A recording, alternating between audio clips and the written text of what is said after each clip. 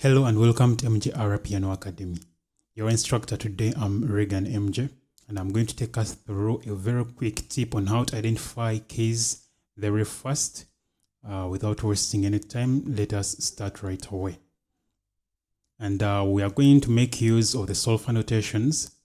I'm assuming that you have some background knowledge about about solfa notations, and these are very common because like you see the ladder here, they sound or they are read in this format: do, re, mi, fa, sol, la, ti, do. Yeah, those are the solfa notations. I think you know them already, and we shall be applying them in this format where you see a flat, the flat symbol in the staff notation. You apply the fa, sol, la, ti, do. You apply those solfa notations to identify the key of that song very quickly. And where you see the sharp, you apply the ti, do, only those two solfas, in order to identify the key of that song. And without wasting time, let us have our first example on this. Here we have this staff notation, a part of a staff notation, and we have a sharp. Therefore, we are going to follow the rule of the sharp, whereby we use only the ti and the do, and we are going to apply them. It works in this way: you arrange the ti on the exact letter on which the sharp is pointed or is located. And in this case, our sharp sign is on the E. Yeah, I'm assuming that you already know these letters on the stave. There are four from the space note below, which is E. The next one, it is a line note. Therefore, it is an F. Sorry, it is an F.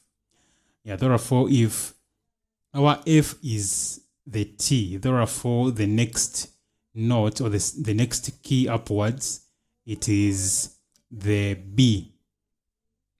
Oh, sorry, it is the G. From F, you go to G alphabetically, music-wise. From F to G, therefore, G will align with D. Sorry, with our do, and therefore, G becomes our do. Therefore, G becomes our key. Therefore, this piece where you see this symbol, the sharp sign, it indicates that the song is in the key of G, and this is already indicated on the screen. Just to explain again, you arrange the T on the exact letter where the sharp is located, and then you arrange the do on the exact next letter, which is G in this case. Therefore, the one that has the do, it becomes our key. And let us make this more clear with our next example. Here we are having a case where we are having more than one sharp. We are having two sharps. And in this case, we take the sharp that comes last. And that is the sharp that is on the C. The sharp that is on C is the one we take. Therefore, we apply C. We apply our solfas. On C, we put a T. And on the next letter, which is D, we put a do, since this is a sharp case. And therefore, our do is on D, making our key in this case to be D major. And it is already indicated here. I think you're already now appreciating this technique. Let me try out with another format. And for the sharps, that is it for the sharps. You always take the T and the do. Now for the flats, here we are having this case. Remember, I have said earlier along that we should take the last note or the last letter. In this case, we are having 5 flats. Therefore, we shall take the flat that is on G. And from G, we apply our solfas using the flat rule, starting from fa in the solfa notations. Our G has a fa. Then next upwards, we have an A.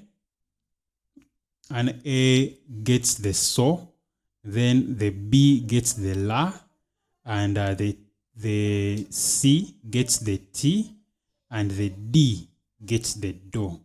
I think you are following very well. Just to explain it again, we have a flat. The flat is on G. Therefore, we write our fa on G. Then going upwards on A, we have a so. Then on B, we have a la. On C, we have a T. And on D, we have a do again. Where we have the do, it is the D flat. It changes for the flats. The flats, they take up the name of the flat. It's only for the sharps whereby you just take the exact name. Where the do meets at C, it is the C major. But for the flats, where it ends, where the do meets, that letter becomes the D, or it becomes the flat of that exact letter. And in this case, we have the D flat. And to have another example on this, we also have this whereby we don't have any sharps and flats, and I think you already know this is a C major. We don't have to waste any time on that. We have this case, we have 3 flats, and of course, as said earlier, we take the last flat, and that is the flat on A. The flat on A, therefore we arrange A gets the fa, then going upwards, B gets the so, then C gets the la, D gets the T, and E gets the do. Therefore, this becomes E flat major.